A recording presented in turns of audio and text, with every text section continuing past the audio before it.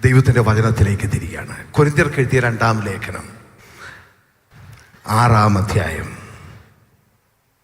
3 മുതൽ 10 വരെയുള്ള വാക്യങ്ങൾ നമുക്ക് വായിക്കാം.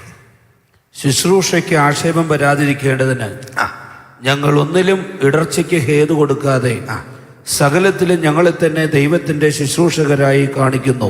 സകലത്തിലും ഞങ്ങളെ തന്നെ ദൈവത്തിന്റെ ശുശ്രൂഷകരായി കാണിക്കുന്നു. ബഹുസഹിഷ്ണുത, കഷ്ടം, ബുദ്ധിമുട്ട്, സങ്കടം, തല്ല്, തടവ്, കലഹം, അധ്വാനം, ഉറക്കിളപ്പ്, പട്ടിണി, നിർമ്മലത, പരിജ്ഞാനം, ദീർഘക്ഷമ, ദയ, പരിശുദ്ധാത്മാവ്, നിർവ്യാജ സ്നേഹം, സത്യവചനം, ദൈവശക്തി എന്നിവയിലും ഇടത്തും വലത്തും നീതിയുടെ ആയുധങ്ങൾ ധരിച്ചുകൊണ്ട് മാനാപമാനങ്ങളും ദുഷ്കീർത്തി സൽകീർത്തികളും അനുഭവിച്ചും ചതിയന്മാരെന്നിട്ടും സത്യവാന്മാർ, ആരും അറിയാത്തവരെന്നിട്ടും എല്ലാവരും നല്ലവണ്ണം അറിയുന്നവർ, മരിക്കുന്നവരെന്നിട്ടും ഇതാ ഞങ്ങൾ ജീവിക്കുന്നു, ശിക്ഷിക്കപ്പെടുന്നവരെ പോന്നിട്ടും കൊല്ലപ്പെടാത്തവർ, ദുഃഖിതരെങ്കിലും എപ്പോഴും സന്തോഷിക്കുന്നവർ, ദരിദ്രരെങ്കിലും പലരെയും സമ്പന്നരാക്കുന്നവർ, ഒന്നും ഇല്ലാത്തവരെങ്കിലും എല്ലാം കൈവശമുള്ളവരായി തന്നെ.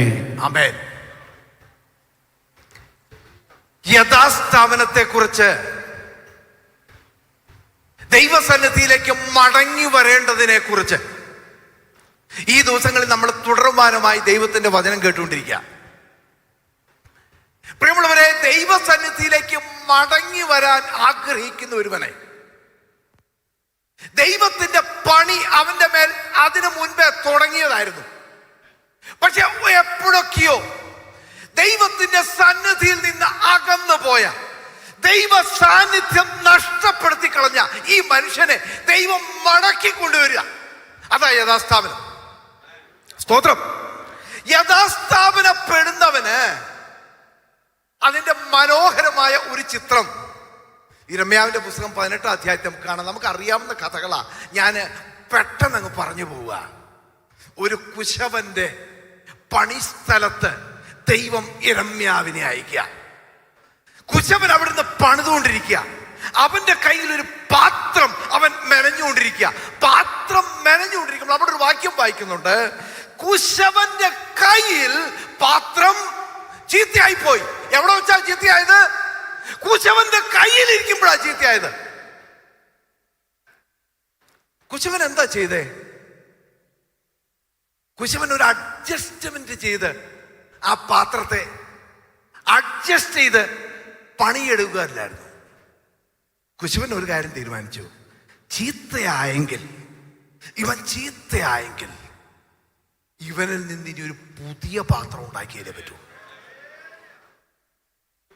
പുതിയ പാത്രം ഉണ്ടാവണമെങ്കിലേ ഈ പാത്രം ആദ്യം പകുതി പാത്രം ആയതായിരുന്നു. ഇതിനെ വീണ്ടും ഇടിക്കണം. ഇതിനെ വെറും ഒരു മൺകൂനയാക്കി മാറ്റണം. അതിനുമേൽ വെള്ളമൊഴിച്ച് വീണ്ടും ഇടിക്കണം. ഇടിച്ച് വെറും ഒരു മൺകൂട്ടമാക്കി, ഒരു മൺകൂനയാക്കി അതിനെ വീണ്ടും ചക്രത്തിന്മേൽ വെച്ചാലേ പുതിയ പാത്രമാവുള്ളൂ. യഥാസ്ഥാപനം നടക്കുന്നത് ഇങ്ങനെ. യഥാസ്ഥാപനം നടക്കണമെങ്കിൽ ആദ്യം നടക്കേണ്ടത് ഒരു തകർച്ചയാണ്. യഥാസ്ഥാപനം നടക്കണമെങ്കിൽ ആദ്യം നടക്കേണ്ടുന്നത് എന്നെ നിങ്ങളെ ദൈവം തകർക്കും. തകർക്കാൻ ഏൽപ്പിച്ചു കൊടുക്കാത്ത ഒരുത്തനും യഥാസ്ഥാപനപ്പെടാനാവില്ല. യഥാസ്ഥാപനപ്പെടണമേ കർത്താവേ, ഞങ്ങൾ മടങ്ങി വരാൻ ആഗ്രഹിക്കുന്നു, ഞങ്ങളെ പണിയണേ എന്ന് ദൈവത്തോട് നമ്മൾ പ്രാർത്ഥിക്കാറുണ്ട്. എന്നെ പണിയണേ എന്ന് പറയും. പക്ഷേ പണിയണേ എന്ന് പറയുന്നവനോട് ദൈവം പറയുന്ന, മോനെ ആദ്യം എനിക്ക് നിന്നെ ഒന്ന് പൊളിക്കണം.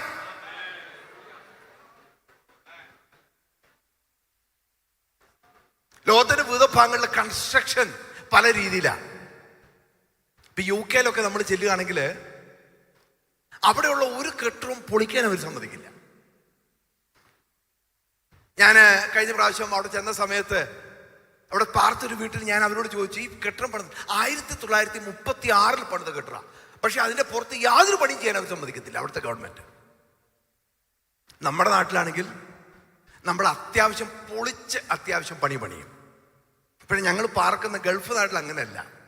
ഗൾഫ് നാട്ടിൽ കുറെ കഴിയുമ്പോൾ ഈ ബിൽഡിങ് മൂടോടെ അങ്ങ് തട്ടി താഴെ ഇട്ടേച്ച് പുതിയത് പണിയുന്നേ. ദൈവം അഡ്ജസ്റ്റ്മെന്റുകളുടെ ദൈവമല്ല. നമ്മുടെ ദൈവം അഡ്ജസ്റ്റ് ചെയ്യുന്ന ദൈവമല്ല. നമ്മുടെ ദൈവത്തിന് ഒറ്റ പദ്ധതിയുള്ളൂ, ആദ്യം നിന്നെ പൊളിക്കും, പൊളിച്ചതിന് ശേഷമേ ഉള്ളൂ പണി. ഇന്ന് രാത്രി എന്നെ പണിയണേന്ന് പറയുന്നതിന് മുമ്പ് നമ്മൾ വളരെ സൂക്ഷിച്ചു വേണം അത് പറയാൻ, വളരെ സൂക്ഷിച്ചു വേണം പറയാൻ. കാര്യം പണിയുന്നത് നമുക്കൊക്കെ ഇഷ്ടമാണ്.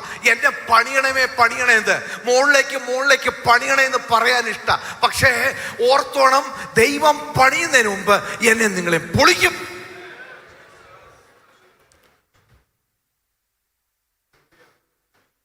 പൗലോസ് അപ്പോസ്തലനെ ദൈവം പൊളിച്ചതും പണിതതുമാണ് നമ്മളിവിടെ വായിക്കുന്നത്. അതിൻ്റെ 2 തലങ്ങളുണ്ട്. ഒന്ന്, തൻ്റെ വ്യക്തി ജീവിതത്തിലെ തകർച്ച, വ്യക്തി ജീവിതത്തിലെ പണി. 2, തൻ്റെ ശുശ്രൂഷയിലെ പണി. പ്രിയമുള്ളവരെ, ശുശ്രൂഷയിലെ എൻ്റെ നിങ്ങളുടെ ജീവിതത്തിലെ പണി നടക്കുന്നതിന് മുമ്പ് ആദ്യം വ്യക്തി ജീവിതത്തിൽ ദൈവം ഒരു പണി പണിതിരിക്കണം. അനേകം ആളുകൾക്ക് വ്യക്തി ജീവിതത്തിലെ പണി കൃത്യമാകാതെ ശുശ്രൂഷയ്ക്ക് ചാടുമ്പോഴാണ് ശുശ്രൂഷ പൊളിയുന്നത്.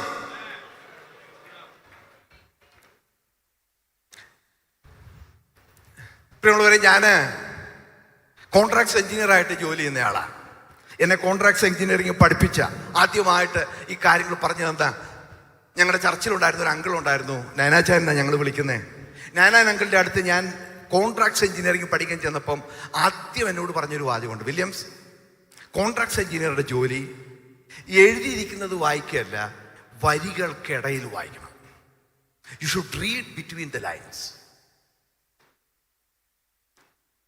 പൗലോസ് അപ്പോസ്തലൻ തന്നെക്കുറിച്ച് പറയുന്ന കുറേ കാര്യങ്ങൾ ഞാൻ വരികൾക്കിടയിലൊന്ന് വായിക്കുക. ഒരു കോൺട്രാക്ട്സ് എഞ്ചിനീയർ പണി ചെയ്യുക. പൗലോസ് അപ്പോസ്തലനെ ദൈവം തകർത്ത വഴികൾ നമ്മൾ വായിക്കുമ്പോൾ പൗലോസ് അപ്പോസ്തലനെ കുറിച്ച് നമ്മൾ പറയുമ്പോൾ മഹാനായ പൗലോസ് എന്നാണ് നമ്മൾ പറയുന്നത്. വേദപുസ്തകത്തിൽ ഒരു പക്ഷേ പുതിയ നിയമത്തിൽ യേശു ക്രിസ്തു കഴിഞ്ഞാൽ ഏറ്റവും അധികം നമ്മൾ ഇഷ്ടപ്പെടുന്ന, ഒരു പക്ഷേ ഏറ്റവും കൂടുതൽ കോൺട്രിബ്യൂഷൻസ് ഉള്ള, ഏറ്റവും മഹാനായ മഹത്വകരമായ ശുശ്രൂഷ ചെയ്ത ആളാണ് പൗലോസ്. പക്ഷെ ഒരു കാര്യം നമ്മൾ എപ്പോഴും ഓർത്തിരിക്കണം, പൗലോസ് ജീവിച്ചിരുന്ന കാലത്ത് ഒരിക്കലും പൗലോസിന് ഈ മാന്യത കിട്ടിയില്ലായിരുന്നു. പൗലോസിന്റെ എഴുത്തുകൾ വായിക്കുമ്പോൾ നമുക്കത് മനസ്സിലാവും. പ്രധാനമായും 3-4 ഏരിയകളിലാണ് പൗലോസിന്റെ നേരെ ആളുകൾ ചാടിക്കൊണ്ടിരുന്നത്. ഒന്നാമത്തെ കാര്യം, പൗലോസിനോട് ആളുകൾ പറയുന്നത്, ഒന്നാമത്തെ കാര്യം, പൗലോസേ, നീ അപ്പോസ്തലനല്ല. നീ ആരല്ല? അപ്പോസ്തലനല്ല. കാരണം നീ യേശുവിന്റെ കൂടെ നടന്നിട്ടില്ലല്ലോ. ഞങ്ങളൊക്കെ ഉണ്ടല്ലോ, ഞങ്ങൾ യേശുവിന്റെ കൂടെ നടന്ന ആളുകളാ, ഞങ്ങളൊക്കെ അപ്പോസ്തലന്മാർ, ശ്രേഷ്ഠദാസൻ എന്ന് വിളിക്കുമ്പം ആ കൂട്ടത്തിൽ നിന്നെ കൂട്ടാൻ ഒക്കത്തില്ലവേ. നീ ആ യേശുവിന്റെ കൂടെ നടന്നിട്ടില്ലല്ലോ.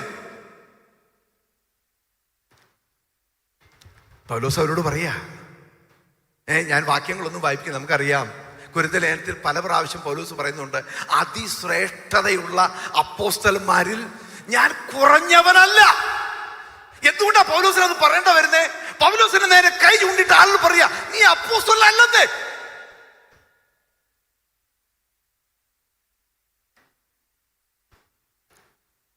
കൊരിന്ത്യർ ലേഖനത്തില്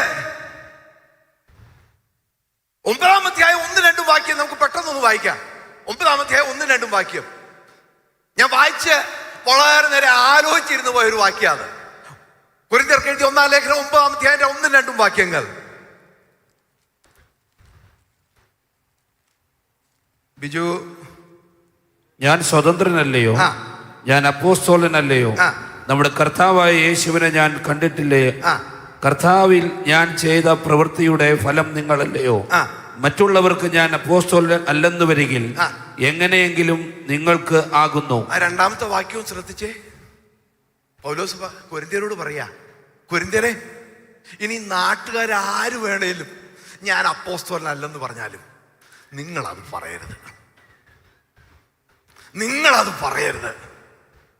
മറ്റാർക്കും ഞാൻ അപ്പോസ്തലൻ അല്ലെങ്കിലും ഞാൻ നിങ്ങൾക്ക് അപ്പോസ്തലനാ. പൗലോസ് യോഗത്തിന് വന്നാലേ ഇതുപോലെ നമുക്ക് ഇന്ന് പൗലോസ് വലിയ ആളാ, പക്ഷെ അന്ന് യോഗത്തിന് വന്നാൽ ഫ്രണ്ട് റോയിൽ പൗലോസിനെ ഇരുത്തത്തില്ലായിരുന്നു. ഇവര് അപ്പോസ്തലന്മാര് 12 പേര് നിരന്നിരിക്കുന്ന കൂട്ടത്തില് പൗലോസിനെ ഇരുത്തത്തില്ല. പൗലോസെ പുറകെ മാറിയിരുന്നു.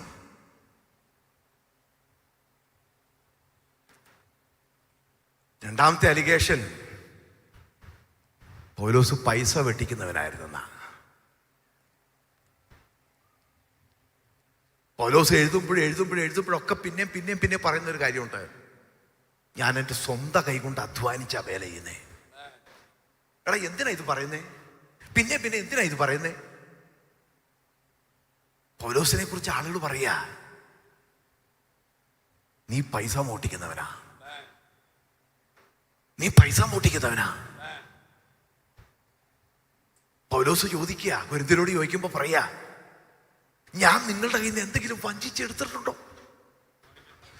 ഞാൻ നിങ്ങളുടെ കയ്യിൽ നിന്ന് എന്തെങ്കിലും വഞ്ചിച്ചെടുത്തിട്ടുണ്ടോ?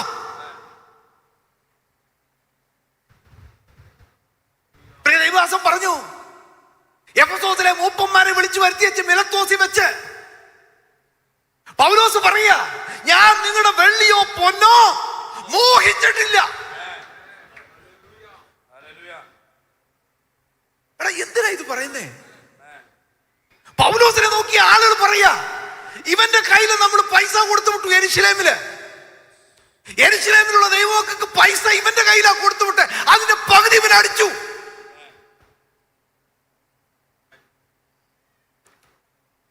പൗലോസ് പറയാ, ഫിലിപ്പർക്ക് ലേഖനം എഴുതുമ്പോ പറയാ, ഫിലിപ്പരെ നിങ്ങൾക്കറിയാം, നിങ്ങളല്ലാതെ ഒറ്റ ഒരുത്തൻ 10 പൈസ എനിക്ക് തന്നിട്ടില്ല. എന്നിട്ടും എന്നെ കുറിച്ച് പറയാ, ഞാൻ പൈസ അടിക്കുന്നവനാണ്. ആരും തന്നാലല്ലേ അടിക്കാനൊക്കെ ഉള്ളൂ.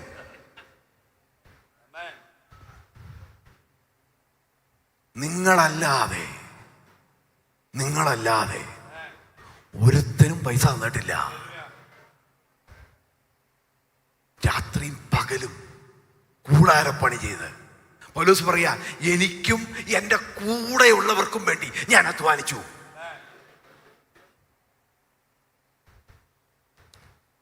പൗലോസിനെ കുറിച്ച് പറയുന്ന മൂന്നാമത്തെ പ്രശ്നം, പൗലോസിന് പ്രസംഗിക്കാൻ അറിയില്ലെന്നാ.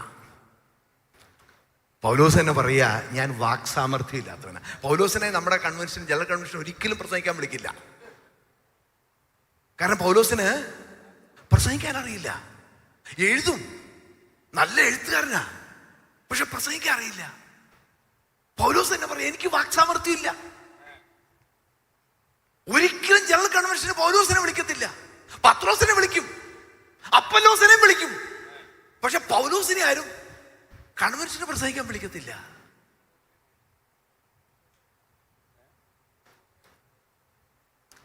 പൗലോസിനെ കുറിച്ചുള്ള അടുത്ത പരാതി കൊരിന്ത്യലേഖനത്തിൽ തന്നെ നമ്മൾ വായിക്കുന്നുണ്ട്. യെരുശലേമിൽ നിന്നുള്ള റെക്കമെൻഡേഷൻ ലെറ്റർ ഇല്ല കയ്യില്. പൗലോസ് കൊരിന്ത്യരോട് പറയാ, മറ്റുള്ളവരൊക്കെ കൊണ്ടിരുന്ന പോലെ ശ്ലാഘ്യപത്രം എനിക്ക് വേണം എന്ന് പറഞ്ഞാൽ എന്തുവാ? റെക്കമെൻഡേഷൻ. ഓരോരുത്തരൊക്കെ മറ്റ് ഈ കൊരിന്ത്യ സഭയിലൊക്കെ വരുമ്പം ഇവരെല്ലാം യെരുശലേമിൽ നിന്ന് അപ്പോസ്തലന്മാരിൽ നിന്ന് ഒരു റെക്കമെൻഡേഷൻ ലെറ്ററും കൊണ്ടാ വരുന്നേ.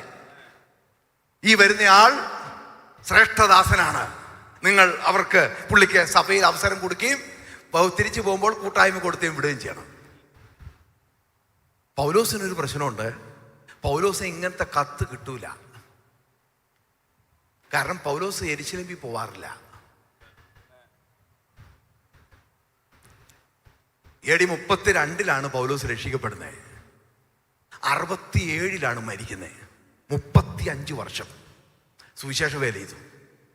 ഈ 35 വർഷത്തിനിടയ്ക്ക് ഗലാത്യ ലേഖനവും അപ്പോസ്തല പ്രവൃത്തിയിലൂടെ പഠിച്ചാൽ നമുക്ക് മനസ്സിലാവും, പൗലോസ് ആകെ യെരുശലേമിൽ പോയത് 5 പ്രാവശ്യമാണ്. എത്ര പ്രാവശ്യം?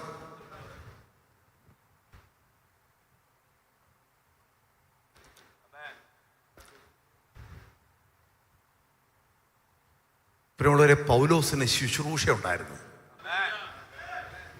ശുശ്രൂഷയുള്ളവന് അധികാരത്തിന്റെ ഇടനാഴികളിൽ കാത്തു നിൽക്കേണ്ട ആവശ്യമില്ല. എൻ്റെ പ്രിയമുള്ളവരെ, വളരെ സ്നേഹത്തോടെ താഴ്മയോടെ ഞാൻ പറയട്ടെ, നമ്മുടെ ശുശ്രൂഷയ്ക്ക് നേതൃത്വം നൽകുന്ന ദൈവദാസന്മാരോട് തികഞ്ഞ ബഹുമാനത്തോടെ പറയട്ടെ, ദൈവം എന്നെ നിങ്ങളെ ശുശ്രൂഷയുടെ അധികാര സ്ഥാനത്ത് കൊണ്ടുവരാൻ ദൈവത്തിന് ഉദ്ദേശം ഉണ്ടെങ്കിൽ ദൈവം കൊണ്ടുവന്നോളൂ. അതിനുവേണ്ടി നിങ്ങളും ഞാനും പണിക്ക് പോവല്ലേ.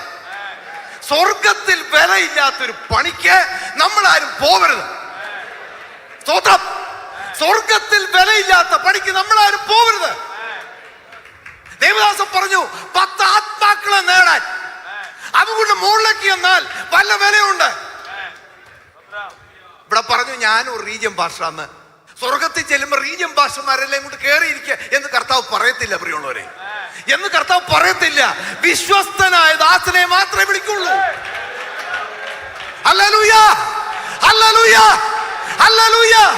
ദൈവത്തിന് വേണ്ടാത്ത ഒരു പണിയും ഞാനും നിങ്ങൾ ചെയ്യാൻ മെനക്കെടരുത്.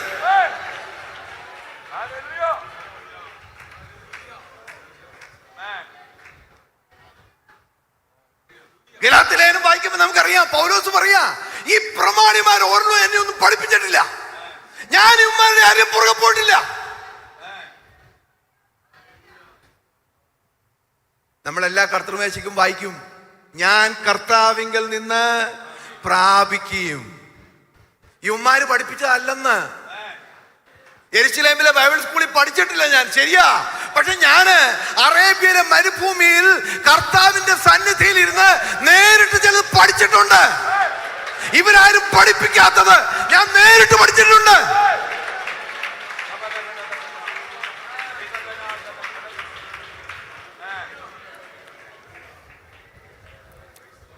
ഇതും പോരാഞ്ഞിട്ട്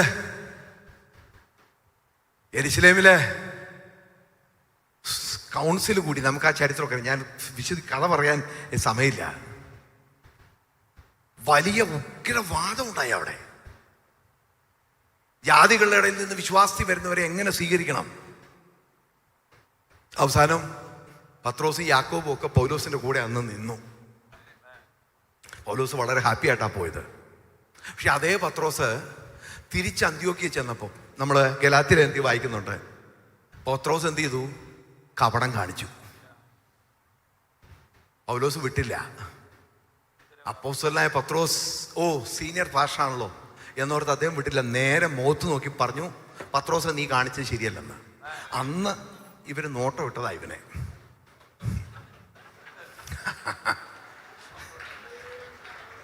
നീ പത്രോസിന് പ്രശ്നമില്ല കേട്ടോ, പത്രോസിന് പ്രശ്നമില്ല. പത്രോസിന്റെ ലേഖനത്തിൽ പത്രോസ് പറയുന്നുണ്ട്, സഹോദരനായ പൗലോസ് നല്ല ലേഖനങ്ങൾ എഴുതിയിട്ടുള്ള ആളാണ്, പത്രോസിന് ഒരു പ്രശ്നവും ഇല്ല. ഇന്നും അങ്ങനെ തന്നെയാ.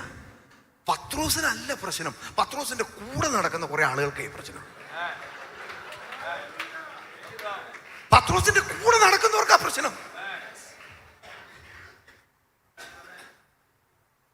എന്നാലും നിനക്ക് പത്രോസിനോട് അത് പറയാവൂ. പത്രോസ് ആരാ, നീ ആരാ?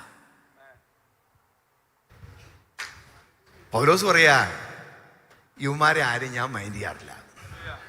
കാരണം എനിക്ക് ശുശ്രൂഷയുണ്ട്, എനിക്ക് ശുശ്രൂഷയുണ്ടെന്നേ, ശുശ്രൂഷയുണ്ട്. ഇന്ന് രാത്രി എന്നെ കേൾക്കുന്ന എൻ്റെ പ്രിയമുള്ളവരെ, ശുശ്രൂഷയ്ക്ക് എന്നെ നിങ്ങളെ ദൈവം വിളിക്കുമ്പോഴേ, പൗലോസ് ഈ ആളുകളുടെ എല്ലാം മുഖാന്തരം തകർക്കപ്പെടുകയായിരുന്നു. ഓരോ ദിവസത്തെ ശുശ്രൂഷ കഴിഞ്ഞ് വീട്ടിൽ വന്നിരിക്കുമ്പോഴും അദ്ദേഹത്തിൻ്റെ ഉള്ളിൽ വേദനയാണ്. നമ്മളിത് പറയുമ്പോൾ തമാശയായിട്ട് നമുക്ക് തോന്നും, പക്ഷെ പൗലോസ് തകർക്കപ്പെടുകയായിരുന്നു. പൗലോസ് തകർക്കപ്പെടുകയായിരുന്നു. ഒരു ദൂത് ഞാൻ ഇന്ന് രാത്രി നിങ്ങളോട് പറയട്ടെ. എന്നെ നിങ്ങളെ വ്യക്തിപരമായി ദൈവം തകർക്കാൻ തീരുമാനിക്കുമ്പോൾ ദൈവം ഉപയോഗിക്കുന്ന പുറത്തുള്ളവരെ അല്ല, ഇതിൻ്റെ അകത്തുള്ളവരെയാണ്. സ്തോത്രം. ദൈവം എന്നെ നിങ്ങളെ തകർക്കാൻ ഉപയോഗിക്കുന്നത് പുറത്തുള്ളവനെ അല്ലെന്ന്, പുറത്തുള്ളവനെ അല്ല, അകത്തുള്ളവനെയാ. കഴിഞ്ഞ ദിവസങ്ങളിൽ ഞാൻ വചനം ധ്യാനിച്ചുകൊണ്ടിരുന്നപ്പോൾ വേദപുസ്തകത്തിലെ ചില കഥാപാത്രങ്ങൾ പെട്ടെന്ന് എന്റെ മനസ്സിൽ വന്നു. യോസേഫിന്റെ സഹോദരന്മാര് ചെയ്തെന്താന്ന് നമുക്കറിയാം.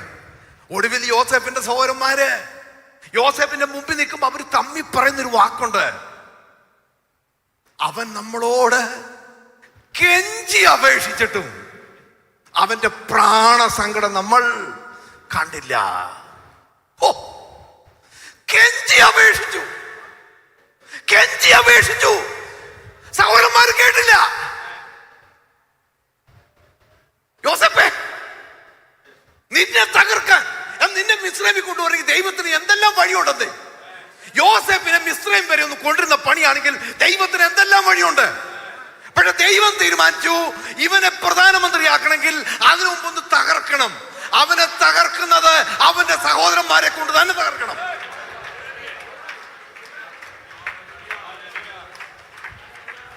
സ്തോത്രം.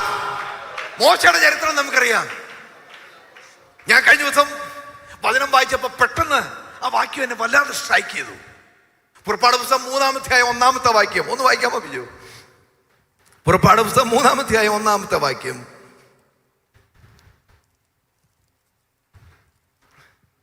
മോശ മിദ്യാനിലെ പുരോഹിതനും തന്റെ അമ്മായപ്പനുമായ യിത്രോവിന്റെ ആടുകളെ മേയിച്ചു കൊണ്ടിരുന്നു. മതി. മോശ എന്ത് ചെയ്യുക? ആടുകളെ മേയ്ക്കുക. കേട്ടോ, ഇപ്പോഴും പിന്നെ സാറും പറഞ്ഞതാ, മോശ എന്ത് ചെയ്യുക? ആടുകളെ മേയ്ക്കുക. പക്ഷെ ദൈവത്തിന്റെ വചനം എഴുതിയപ്പം വളരെ കൃത്യമായിട്ടൊരു കാര്യം അവിടെ എഴുതിയിട്ടുണ്ട്. എന്താണെന്നറിയോ? മോശ ആരുടെ ആടാ മേയ്ക്കുന്നേ? അമ്മായിയപ്പന്റെ ആടാ മേയ്ക്കുന്നേ. മോശ ആടുകളെ മേയിച്ചുകൊണ്ടിരുന്നപ്പോൾ ദൈവം പ്രത്യക്ഷനായെന്നല്ല എഴുതിയേക്കുന്നേ. ദൈവത്തിന്റെ വചനത്തിൽ പരിശുദ്ധാത്മാവ് കൃത്യമായിട്ട് എഴുതിയേക്കുക അമ്മായിയപ്പന്റെ ആടിനെ മേയിച്ചപ്പം. എത്ര കൊല്ലായി ആടിനെ മേയ്ക്കാൻ തുടങ്ങിയിട്ട്? എത്ര കൊല്ലായി? 40 കൊല്ലായി. 40 കൊല്ലം ആടിനെ മേയിച്ചിട്ടും സ്വന്തമായിട്ട് ഒരാട് പോലും. ഇതിനു മുമ്പ് വേറൊരുത്തന്റെ കഥ നമുക്കറിയാം. ഇതുപോലെ അമ്മായിപ്പന്റെ വീട്ടിൽ ആടിനെ മേയ്ക്കാൻ പോയി ഒരുത്തൻ. അവൻ 20 കൊല്ലം മേയിച്ചുള്ളൂ. 20 കൊല്ലം ആടിനെ മേയിച്ചു കഴിഞ്ഞപ്പോൾ അമ്മായിപ്പന്റെ ആട് മുഴുവൻ അവന്റെ ആയി.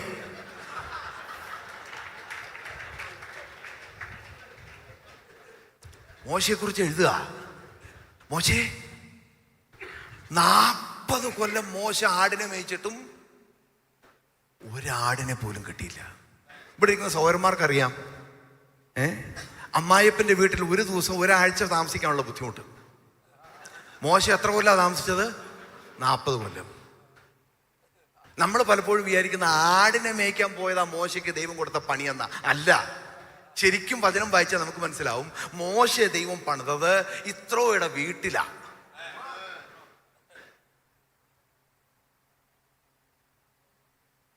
രാജാവാകേണ്ടവനാന്നേ, ഫറവോനാകേണ്ടവനാ. 40 കൊല്ലം ആടിനെ മേയിച്ചിട്ട് ഒരാട് പോലും സ്വന്തമായിട്ടില്ല. 2 മക്കളായി.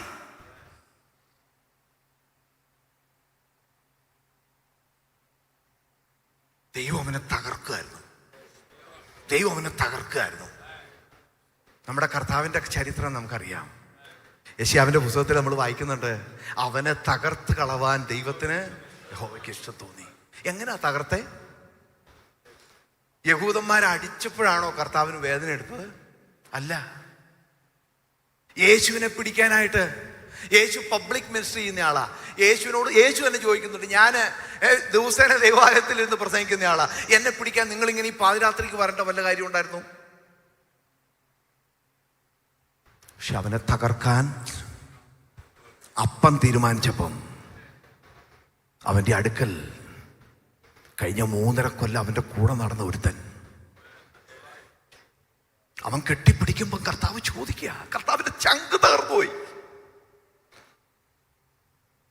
മണിക്കൂറുകൾ പോലും ആയിട്ടില്ല ഒരുമിച്ച് അപ്പം കഴിച്ചിട്ട്. കർത്താവിന് അറിയാത്ത കഥയൊന്നുമല്ല, അറിയാം, ഇവനിത് ചെയ്യുമെന്നറിയാം. എന്നാലും കർത്താവ് ചോദിക്കുക, സ്നേഹിത, നീ വന്ന കാര്യം എന്ത്? ചുംബനത്താലാണോ ഊറ്റി കൊടുക്കുന്നേ?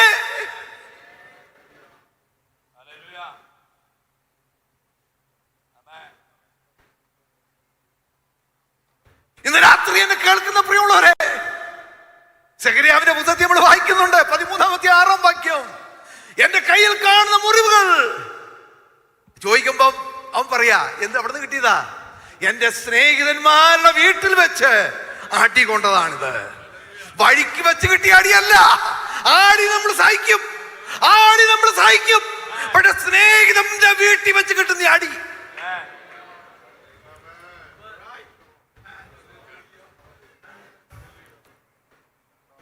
ദൈവം നിന്നെ ഒരു ശുശ്രൂഷയ്ക്ക് വിളിക്കുമ്പം, ദൈവം നിന്നെ ഉപയോഗിക്കാൻ തീരുമാനിക്കുമ്പം, ദൈവം ഉപയോഗിക്കാൻ തീരുമാനിക്കുമ്പം ആദ്യം ചെയ്യുന്ന തകർക്കല, ആദ്യം ചെയ്യുന്ന തകർക്കല. പക്ഷെ തകർക്കുന്നത് ഒന്നും കൂടെ ഞാൻ അടിവരയിട്ട് പറയാ, നിന്റെ കൂടെ നിൽക്കുന്നവരെ കൊണ്ടാ. നിന്റെ സഹോദരങ്ങളായിരിക്കും, നിന്റെ ഭാര്യയായിരിക്കും, നിന്റെ മക്കളായിരിക്കും, നിന്റെ സഭയിലെ വിശ്വാസിയായിരിക്കും, നിന്റെ സഭയിലെ പാസ്റ്ററായിരിക്കും, നിന്റെ സഭയിലെ നേതാക്കന്മാരായിരിക്കും, നിന്റെ കൂടെ കമ്മിറ്റിയിൽ ഇരിക്കുന്നവരുമായിരിക്കും.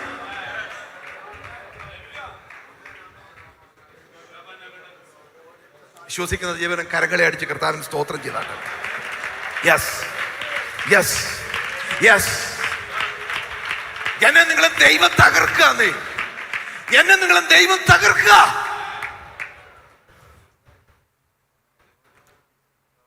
എന്താ പൗലോസിന്റെ മറുപടി? 2 കൊരിന്ത്യർ 1:12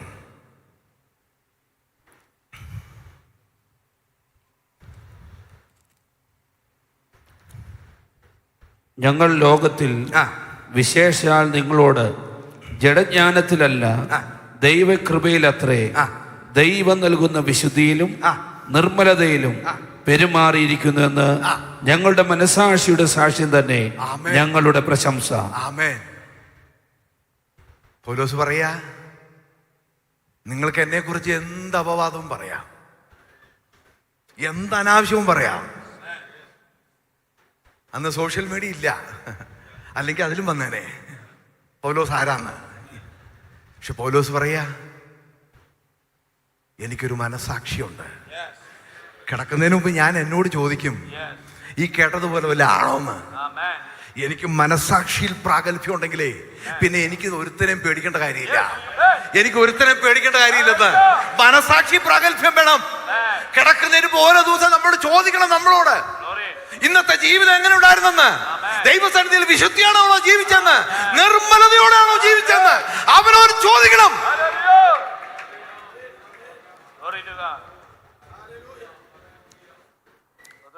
രണ്ടാമത്തെ ചിന്തയാ നമ്മൾ വായിച്ച ആദ്യ കുറിവാക്യത്തിൽ, കൊരിന്ത്യർക്ക് എഴുതിയ ലേഖനം 2 കൊരിന്ത്യർ 6:3 ശുശ്രൂഷയ്ക്ക് ആക്ഷേപം വരാതിരിക്കേണ്ടതിന് ഞങ്ങൾ ഒന്നിലും ഇടർച്ചയ്ക്ക് ഹേതു കൊടുക്കാതെ സകലത്തിലും ഞങ്ങളെ തന്നെ ദൈവത്തിന്റെ ശുശ്രൂഷകന്മാരായി കാണിക്കുന്നു. മതി. എന്നെ കുറിച്ച് അപവാദം പറയുമ്പോൾ ഞാൻ മനസ്സിലാക്കുന്നു, ദൈവം എന്നെ പണിയാ. ഞാൻ വഴക്കുണ്ടാക്കാൻ പോവല്ല ചെയ്യുന്നത്. ഞാൻ ഒന്നും കൂടെ എന്നെ തന്നെ സൂക്ഷിക്കുക, ഞാൻ ഒന്നും കൂടെ എന്നെ തന്നെ സൂക്ഷിക്കുക.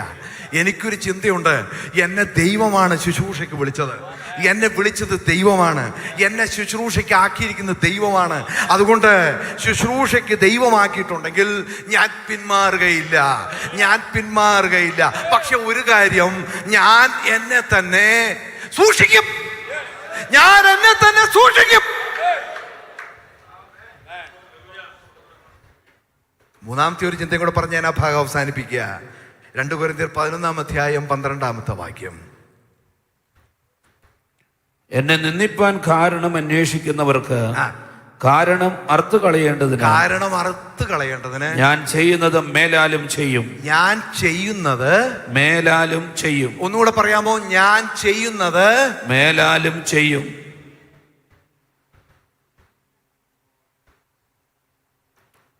നമ്മൾ അനേകം ആളുകളോട് സംസാരിക്കുമ്പം അവരൊക്കെ ചെയ്യുന്നത്, ഒരപവാദം കേൾക്കുമ്പം, ഒരാരോപണം കേൾക്കുമ്പം അവർ പറയുന്നൊരു കാര്യമുണ്ട്, എന്തിനാ ഈ പണിക്ക് പോകുന്നേ, മതിയെന്നേ, ഇത് മതി, അവന്മാരെല്ലാം കൂടി അങ്ങ് നടത്തട്ടെ, അവന്മാരെല്ലാം കൂടി അങ്ങോട്ട് നടത്തട്ടെന്ന്. പൗലോസ് എന്താ പറയുന്നേ? ഞാൻ ചെയ്യുന്നത് മേലാലും ചെയ്യും. കരങ്ങളടിച്ച് കർത്താവിന് സ്തോത്രം ചെയ്യാം. എൻ്റെ പ്രിയമുള്ളവരെ, ദൈവസഭകളുടെ ഒരു വലിയ ദുര്യോഗമാണ് നമ്മുടെ പുറത്ത് മുറിവേറ്റതിനേക്കാൾ കൂടുതൽ ആളുകൾ അകത്ത് മുറിവേറ്റവരാ നമ്മുടെ കൂട്ടത്തിലുള്ളത്. നമ്മുടെ കൂട്ടത്തിലുള്ളതിൽ വലിയൊരു ശതമാനം ആളുകൾ അകത്ത് മുറിവേറ്റവരാ, പ്രത്യേകിച്ച് യുവജനങ്ങൾ.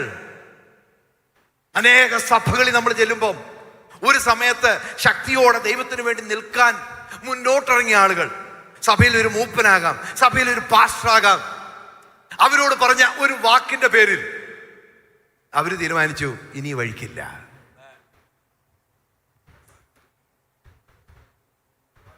പൗലോസിനും വേണമെങ്കിൽ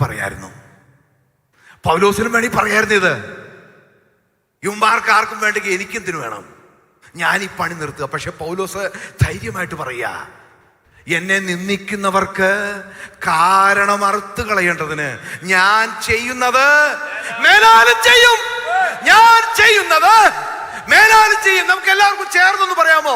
ഞാൻ ചെയ്യുന്നത് മേലാലും ചെയ്യും.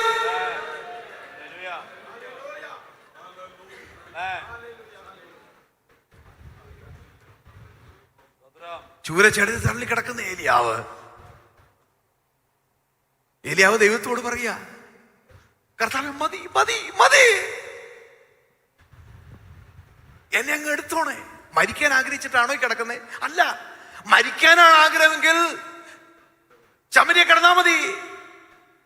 ഇസബേല് പറഞ്ഞു നാളെ നേരം വിളക്കുന്നതിന് മുമ്പ് നിന്നെ തീർക്കുമെന്ന്. മരിക്കാനാണ് അവിടെ താമസിച്ചാൽ മതി. മരിക്കാൻ ആഗ്രഹമൊന്നുമില്ല, മരിക്കാൻ ആഗ്രഹമില്ലെന്നേ, പക്ഷെ മടുത്തുപോയി. ഏലിയാവ് വിചാരിച്ചു ആകാശത്ത് തീ ഇറങ്ങി കഴിഞ്ഞപ്പോൾ, 3.5 വർഷമായിട്ട് മഴ പെയ്യാത്ത സ്ഥലത്ത് മഴ പെയ്തു കഴിഞ്ഞപ്പോൾ ജനം മാനസാന്തരപ്പെടുമെന്ന്, ആളുകൾ മടങ്ങി വരുമെന്ന്, ഒരു വലിയ ഉണർവുണ്ടാകുമെന്ന്, ദൈവസഭയിൽ വലിയ പ്രവൃത്തി നടക്കുമെന്ന് ഒക്കെ ആഗ്രഹിച്ചു. ഒന്നും നടന്നില്ല. മടുത്തുപോയി. എന്താ ഏലിയാവിനോട് ദൈവം പറയുന്നേ? ഏലിയാവേ, ദൈവദാസൻ പറഞ്ഞു, ഏലിയാവേ എഴുന്നേറ്റ് തിന്നുക, നിനക്ക് ദൂരയാത്ര ചെയ്യാറുണ്ട്. കരങ്ങളടിച്ച് കർത്താവിന് സ്തോത്രം ചെയ്യാമോ? ശുശ്രൂഷ തീർന്നിട്ടില്ല പ്രിയമുള്ളവരെ.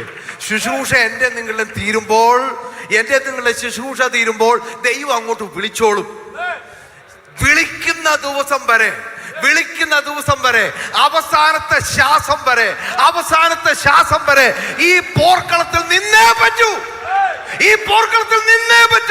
ആരെല്ലാം എന്തെല്ലാം പറഞ്ഞാലും, ആരെല്ലാം എതിര് നിന്നാലും എനിക്കും നിങ്ങൾക്ക് പിന്മാറിക്കൂടാ. നീ വിശ്വാസിയാകട്ടെ, പാസ്റ്ററാകട്ടെ, ഇന്ന് രാത്രി സന്ദേശം കേൾക്കുന്ന പ്രിയമുള്ളവരെ, വളരെ താഴ്മയോടെ ഒരു ദൈവദാസൻ എന്ന നിലയിൽ ഞാൻ പറയട്ടെ, ഏതെങ്കിലും ശുശ്രൂഷയുള്ള ബന്ധത്തിൽ, ആത്മീക ജീവിതത്തിലുള്ള ബന്ധത്തിൽ, മുറിവേറ്റ അനുഭവത്തിൽ എപ്പോഴെങ്കിലും വേണ്ട എന്ന് ഇന്ന് നിങ്ങൾ വെച്ചിട്ടുണ്ടെങ്കിൽ, ആ ഒരു തീരുമാനത്തോടെ ഇന്ന് രാത്രി ഇവിടെ വന്നിട്ടുണ്ടെങ്കിൽ, ദൈവത്തിന്റെ പരിശുദ്ധാത്മാവിന് നമ്മളോട് പറയാനുള്ളത് പൗലോസ് പറഞ്ഞതാ, ഞാൻ ചെയ്യുന്നത് മേലാലും ചെയ്യും, ഞാൻ ചെയ്യുന്നത് മേലാലും ചെയ്യും.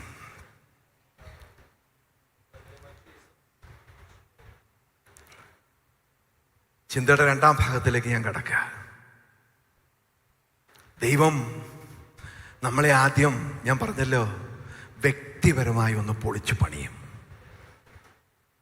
അത് കഴിഞ്ഞാൽ ശുശ്രൂഷയ്ക്ക് ഇറക്കുന്നേ.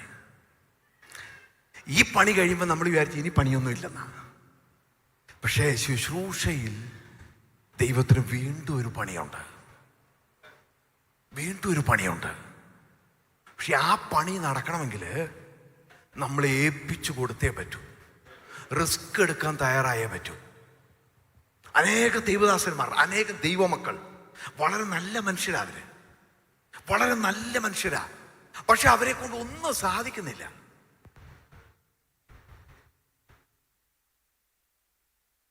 രക്ഷിക്കപ്പെട്ടിട്ട് 25 കൊല്ലമായി, 30 കൊല്ലമായി, 50 കൊല്ലമായി. ഇന്ന് വരെ വേറൊരാളെ കൂടെ വിശ്വാസത്തെ കൊണ്ടുവരാൻ പറ്റിയിട്ടില്ല.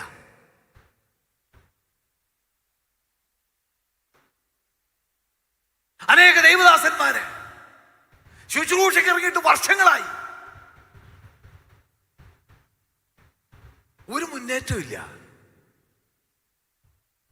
എന്തുകൊണ്ടാ മുന്നേറ്റം ഇല്ലാത്ത? ശുശ്രൂഷയിൽ തകർക്കപ്പെടാൻ നമ്മളെ ഏൽപ്പിച്ചു കൊടുത്തേ പറ്റൂ.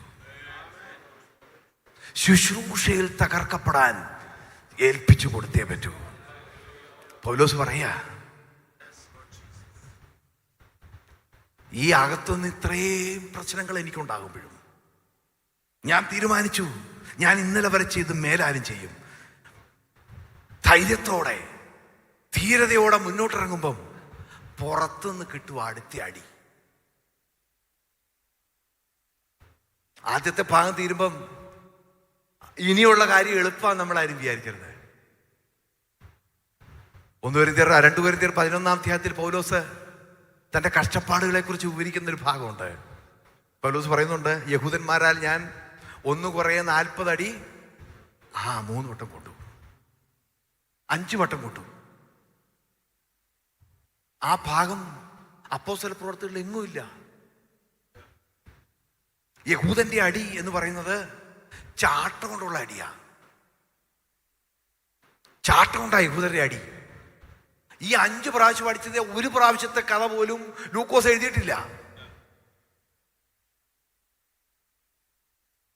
നമ്മൾ കർത്താവിനെ ചാട്ടം കൊണ്ട് അടിച്ച കാര്യം എപ്പോഴും പറയും.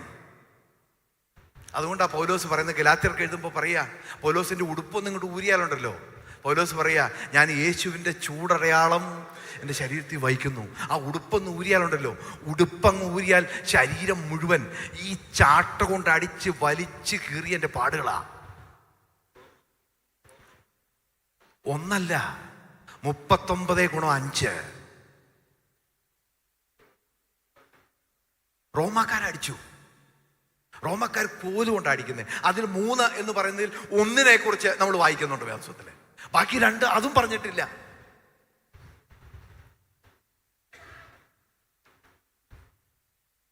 ഇഞ്ചിഞ്ചായി തകർക്കപ്പെടുകയായിരുന്നു.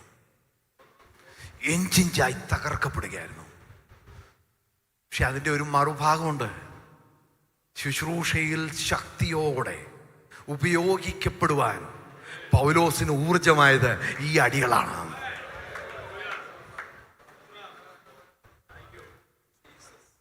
കേരളത്തിലെ ദൈവമക്കളോട് വളരെ താഴ്മയോട് ഞാൻ പറയട്ടെ, എല്ലാ പ്രാവശ്യവും ഞാനിത് വീണ്ടും പറയുക, വെസ്റ്റേൺ വേൾഡിലെ സഭയ്ക്ക് സംഭവിച്ചത് അധികം വൈകാതെ കേരളത്തിലെ സഭയ്ക്ക് സംഭവിക്കും. സഭ ഇന്ന് സുഖലോലുപതയുടെ പാതയിലാണ്. ഒരു സമയത്ത് നമ്മൾ പബ്ലിക് സ്റ്റേഡിയത്തിൽ കൺവെൻഷൻ നടത്തുമായിരുന്നു. ഇന്ന് പബ്ലിക് സ്റ്റേഡിയത്തിൽ നമുക്ക് കൺവെൻഷൻ നടത്താൻ പേടിയാ. അടച്ചിട്ട ഓഡിറ്റോറിയങ്ങളുടെ അകത്താണ് നമ്മുടെ കൺവെൻഷൻ.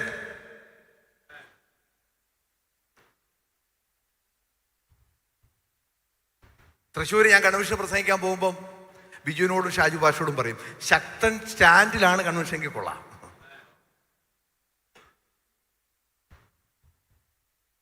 നമുക്ക് ധൈര്യമില്ലെന്നേ. പബ്ലിക് പ്ലേസിൽ കൺവെൻഷൻ നടത്താൻ ധൈര്യമില്ല നമുക്കിന്ന്. നമ്മുടെ ഹോളുകളൊക്കെ എ സി ആകുന്നതിന് എനിക്ക് എതിരൊന്നുമില്ല.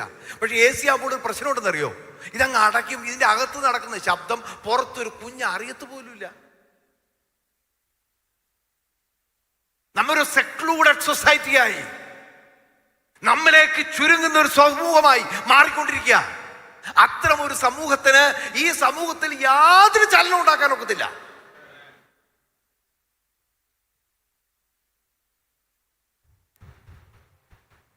ആളുകളുടെ ഇടയ്ക്ക് നമ്മൾ ഇറങ്ങി ചെല്ലാറുണ്ടോ?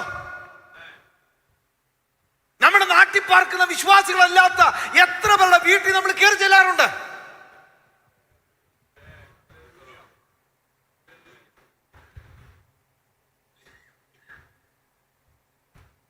ആശുപത്രിയിൽ എത്ര രോഗികളുടെ അടുത്ത് നമ്മൾ ചെന്നിട്ടുണ്ട്?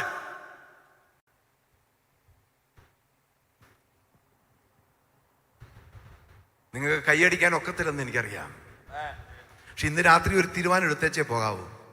അടുത്ത കൺവെൻഷന് വരുന്നതിന് മുമ്പ്, കർത്താവേ, ഒരു ആത്മാവെങ്കിലും എനിക്ക് തരണേന്ന് നമ്മൾ ഇന്ന് തീരുമാനിച്ചേച്ചേ പോകാവൂ. അതിന് ചിലപ്പോൾ വില കൊടുക്കേണ്ട വരും. പ്രിയമുള്ളവരെ, വില കൊടുക്കേണ്ട വരുമെന്നേ. വില കൊടുക്കേണ്ട വരും. വില കൊടുക്കണം. പോട്ടെ, പൗലോസ് അവിടെ പറയുന്ന പല കാര്യങ്ങളുണ്ട്. അത് എല്ലാം ഒന്നും നമ്മളെ കൊണ്ട് പറ്റിയെന്ന് വരില്ല. ജയിലിൽ കിടക്കാനും, തല്ല്, തടവ്, കലഹം, ബുദ്ധിമുട്ട്, സഹിഷ്ണുത, കഷ്ടം ഇതൊക്കെ പോട്ടെ. അതിനകത്ത് അവസാനം പറയുന്ന 3 കാര്യമുണ്ട്. അത് നമ്മൾ തന്നെ ചെയ്യേണ്ടതാ. എന്തൊക്കെയാ? അധ്വാനം, ഉറക്കളപ്പ്, പട്ടിണി. മതി. കഷ്ടപ്പാടുകളുടെ കഥ പറയുമ്പോൾ പൗലോസ് പറയുന്ന കാര്യങ്ങളിൽ ആദ്യമൊക്കെ നാട്ടുകാർ നമുക്ക് തരുന്ന അടിയും തല്ലും ഒക്കെ നാട്ടുകാർ തരുന്ന, അത് ചിലപ്പോൾ കിട്ടിയില്ലായിരിക്കും, പോട്ടെ.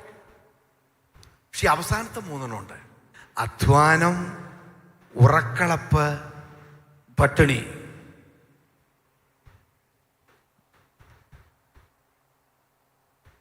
ആത്മാക്കളെ നേടാൻ സഭയിലെ കമ്മിറ്റി കൂടുന്ന കാര്യത്തെക്കുറിച്ചല്ല ഞാൻ പറയുന്നത്. ആത്മാക്കളെ നേടാൻ എന്ത് അധ്വാനം നമ്മൾ ചെയ്യുന്നുണ്ട്? എന്ത് അധ്വാനം ചെയ്യുന്നുണ്ട്? സഭയിലെ വിശ്വാസികളുടെ വീടുകളിൽ അങ്ങോട്ടും ഇങ്ങോട്ടും പോകണം, നല്ല കാര്യം കേട്ടോ, പോകണം. സൺഡേ സ്കൂളിൻ്റെ എക്സാമും യൂത്തിൻ്റെ CM-ന്റെ താലന്ത് പരിശോധനയും നടക്കണം, ഇതിനൊന്നും ഞാൻ എതിരല്ല. പക്ഷെ ഇതിൻ്റെ എല്ലാം പിന്നെ കമ്മിറ്റി, UPF, ഇതിനെല്ലാം കമ്മിറ്റി എല്ലാം കഴിയുമ്പോൾ പിന്നെ നമുക്കാർക്കും വേറെ ഒന്നിനും നേരില്ലെന്നേ.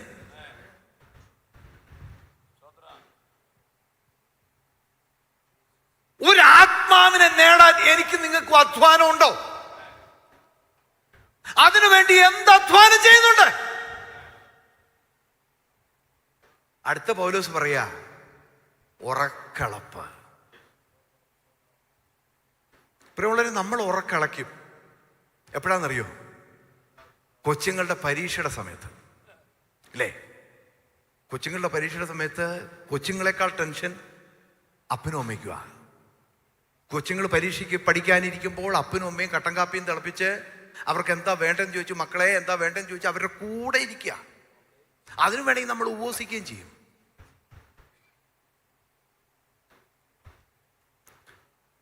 നശിച്ചു പോകുന്ന ആത്മാക്കൾക്ക് വേണ്ടി ഉറക്കളച്ച് നമ്മൾ പ്രാർത്ഥിക്കാറുണ്ടോ? ഉറക്കളച്ച് പ്രാർത്ഥിക്കാറുണ്ടോ? ഉറക്കളച്ച് പ്രാർത്ഥിക്കാറുണ്ടോ?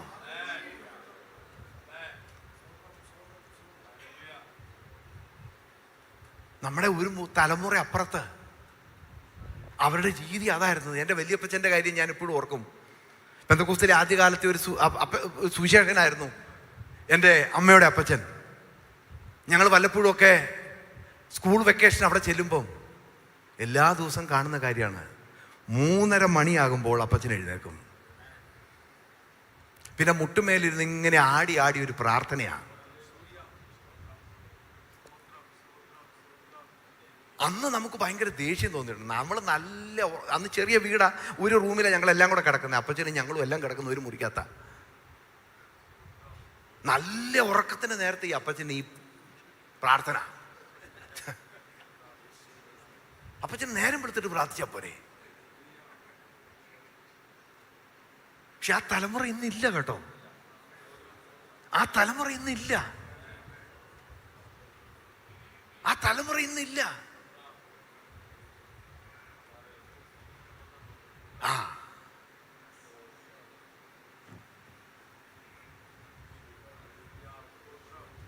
ഉറക്കളപ്പ്. പൗലോസ് പറയാ ഉറക്കളപ്പ്, അധ്വാനം, ഉറക്കളപ്പ്, പട്ടിണി.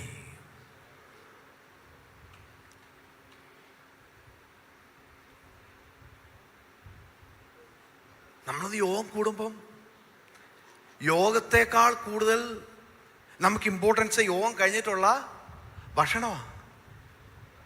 ഈ അടുത്ത സമയത്ത് ഒരു ദൈവാസൻ എന്നോട് പറഞ്ഞു, ആ സഭ 2 ആകാൻ കാരണം അവിടെ ആണ്ട്രതി യോഗത്തിന് ഫ്രൈഡ് റൈസ് കൊടുത്തതിൻ്റെ കാര്യത്തിലാണ്.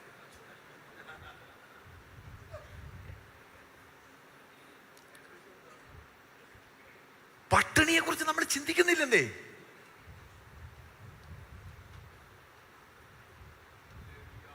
നിങ്ങൾ എന്നോട് പിണങ്ങിയിട്ട് കാര്യമൊന്നുമില്ല, ഞാൻ ഉള്ള കാര്യം പറയും. ദൈവവേലയുള്ള ബന്ധത്തില് ഒരു നേരം ഭക്ഷണം കഴിക്കാൻ പറ്റാത്ത ഒരു സാഹചര്യം, കൈ പൈസ ഉണ്ടായിട്ട് ഭക്ഷണം കഴിക്കാൻ പറ്റാതെ വന്ന ഒരു സാഹചര്യം, അങ്ങനെ ഒരു കാര്യം നമുക്ക് എത്ര പേർക്ക് ഓർമ്മയുണ്ട്? എത്ര പേർക്ക് ഓർമ്മയുണ്ട് അങ്ങനെ ഒരു കാര്യം?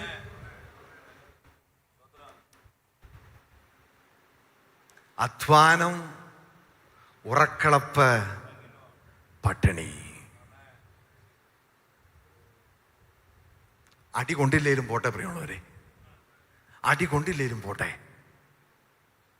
തല്ലും തടവും ഉണ്ടായില്ലേലും പോട്ടെ, അതെല്ലാവർക്കും ഉണ്ടായെന്ന് വരത്തില്ല. പക്ഷെ പ്രിയ ദേവദാസൻ പറഞ്ഞ് ഞാനും ഉത്തരഭാരതത്തിലെ ദൈവമക്കളുടെ ഒരു പ്രതിനിധിയായിട്ടാണ് ഇവിടെ നിൽക്കുന്നത്. ഞാൻ ശുശ്രൂഷിക്കുന്ന സഭ ഉത്തരഭാരതക്കാരുടെ സഭയാ. ഞാൻ പ്രവർത്തിക്കുന്ന ഉത്തരഭാരതത്തിലാ.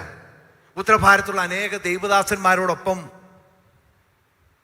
സമയം സ്പെൻഡ് ചെയ്യുകയും അവരെ കാണാൻ പോവുകയും ചെയ്യുന്ന ഒരാളാ. ഈ അടുത്ത സമയത്ത് ഞങ്ങളുടെ സഭയിൽ വന്ന, ഉത്തരഭാരതത്തിൽ വന്ന ഒരു കുടുംബം, ആ സഹോദരിക്ക് സാക്ഷ്യം പറയാൻ സമയം കൊടുത്തപ്പം, ഞങ്ങളുടെ മലയാളം ചർച്ചിൽ സാക്ഷ്യം പറയാൻ സമയം കൊടുത്തപ്പം ആ സഹോദരി പറഞ്ഞൊരു സാക്ഷ്യവാചകം ഞാനിങ്ങനെ വല്ലാതെ ശ്രദ്ധിച്ചു. സാധാരണ പാസ്റ്റർമാരുടെ സാക്ഷിയാണ് നമ്മൾ കേൾക്കാറ്.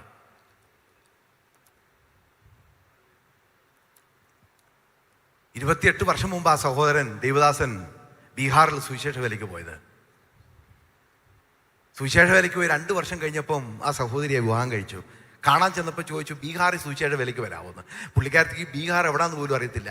വരാമെന്ന് പറഞ്ഞു.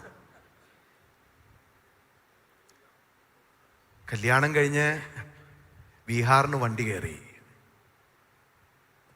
കേരളത്തിലെ പോലെയൊക്കെ ആയിരിക്കും എന്നാണ് വിചാരിച്ചു. അവിടെ ചെന്നപ്പോഴാണ് അറിയുന്നത് റോഡില്ല, കരണ്ടില്ല, നല്ല വെള്ളമില്ല, ഭക്ഷണമില്ല. പുള്ളിക്കാരത്തി ഒന്നും കൂടെ പറഞ്ഞു, ഇതൊക്കെ സഹിക്കായിരുന്നു, എനിക്ക് ഭാഷ അറിയില്ല. എന്നെ വീട്ടിൽ ഒരു അടച്ചുറപ്പ് പോലും ഇല്ലാത്ത ഒരു മുറിക്കകത്ത് എന്നെ വീട്ടിലിരുത്തി വെച്ച് ഈ ദൈവദാസൻ രാവിലെ സുവിശേഷ വേലയ്ക്കെന്ന് പറഞ്ഞ് അങ്ങ് പോകും. ആ നാട്ടിലുള്ള ഒരു മനുഷ്യരോടും വർത്താനം പറയാൻ എനിക്കറിയില്ല.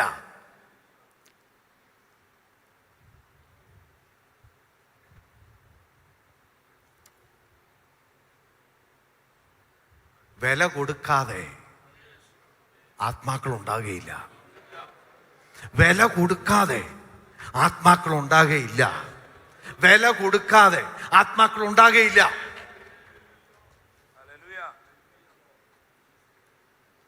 ഇന്ന് പകലിൽ ഇവിടെ സംസാരിച്ച കർത്തൃദാസൻ റെജി വി എബ്രഹാം എൻ്റെ ഏറ്റവും അടുത്ത സ്നേഹിതനാണ്.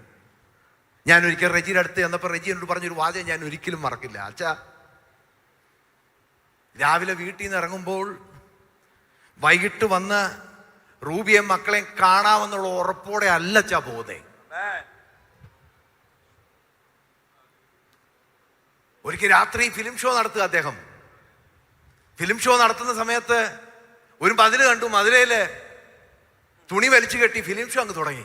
ഇരുട്ടാ. കുറെ കഴിഞ്ഞപ്പോൾ ഒരു കൂട്ടം ആളുകൾ വന്നു, ഭയങ്കര ബഹളം. എവിടാ നീ തുണി കെട്ടിയേ? ഫിലിം ഷോയ്ക്ക് തുണി കെട്ടിയെന്ന് അറിയാവുന്ന ചോദിച്ചു. അപ്പോഴാ ചെന്ന് നോക്കുന്നേ, അവിടുത്തെ അമ്പലത്തിന്റെ മതിലാത്. രാത്രി ആയതുകൊണ്ട് അറിയത്തില്ലായിരുന്നു. ദൈവത്തിന്റെ കരുണയോട് ഞാൻ രക്ഷപ്പെട്ടതാച്ചാന്ന് എന്നോട് പറഞ്ഞു.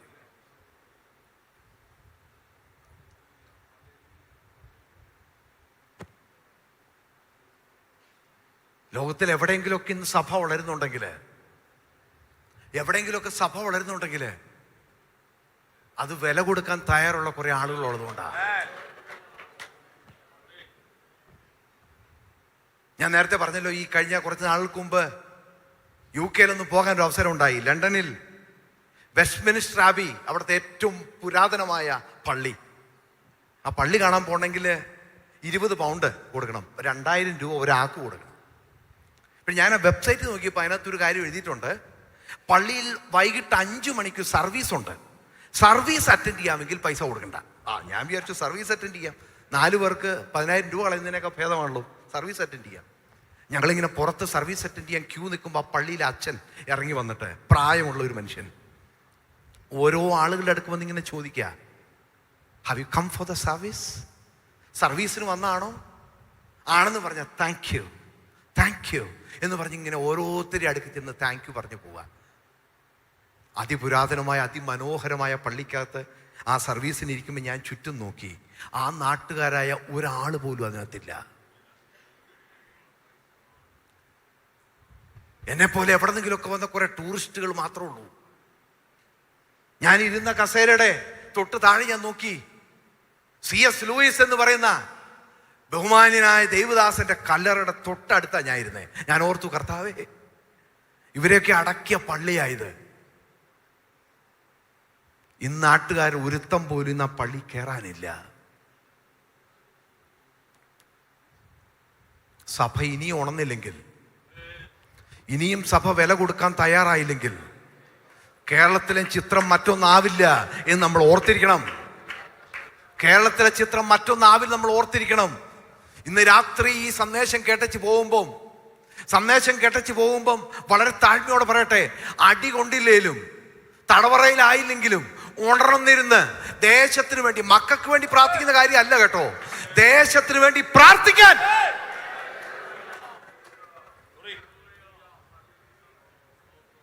ഞാൻ കഴിഞ്ഞ ദിവസം വായിച്ചപ്പം സമയം തീർന്നുകൊണ്ടിരിക്കുക. അപ്പോസ്തല പ്രവൃത്തികളുടെ പുസ്തകം 20-ാം അധ്യായം 22-ഉം 23-ഉം വാക്യങ്ങൾ. ഇപ്പോൾ ഇതാ ഞാൻ ആത്മാവിനാൽ ബന്ധിക്കപ്പെട്ടവനായി യെരൂശലേമിലേക്ക് പോകുന്നു. ആത്മാവിനാൽ ബന്ധിക്കപ്പെട്ടവനായി യെരൂശലേമിലേക്ക് പോകുന്നു. അടുത്ത വാക്യം, ബന്ധനങ്ങളും കഷ്ടങ്ങളും എനിക്കായി കാത്തിരിക്കുന്നു എന്ന് പരിശുദ്ധാത്മാവ് പട്ടണം തോറും സാക്ഷ്യം പറയുന്നതല്ലാതെ. മതി. പരിശുദ്ധാത്മാവ് എന്താ സാക്ഷ്യം പറയുന്നേ? ബന്ധനങ്ങളും കഷ്ടങ്ങളും എനിക്ക് പട്ടണം തോറും ഉണ്ടെന്ന്. അന്ന് പരിശുദ്ധാത്മാവ് അങ്ങനാ പറഞ്ഞുകൊണ്ടിരുന്നേ. പട്ടണം തോറും എന്തുണ്ടെന്ന്? ബന്ധനവും കഷ്ടവും. ഇന്നോ നീ ഒരു പട്ടണത്തിൽ നിന്ന് മറ്റേ പട്ടണത്തിലേക്ക് പറക്കും എന്നാ നമ്മളോട് പറയുന്നേ. നിങ്ങൾ എന്നോട് പിണങ്ങൊന്നും ചെയ്യരുത്. ആത്മാവിന് തെറ്റിയതാണോ ഇങ്ങനെയൊരു ദൂത്? ഇന്ന് ഏതെങ്കിലും ഒരു ദൈവാസം പറഞ്ഞ അയാൾ സമാധാനത്തോടെ വീട്ടിൽ പോവോ?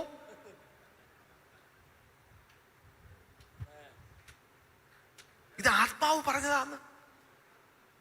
ബന്ധനം അഴിക്കുന്ന ആത്മാവിനെ മാത്രമേ നമുക്ക് അറിയാവുള്ളന്നേ. ബന്ധനം അഴിക്കുന്ന ആത്മാവിനെ മാത്രമേ അറിയാവൂ.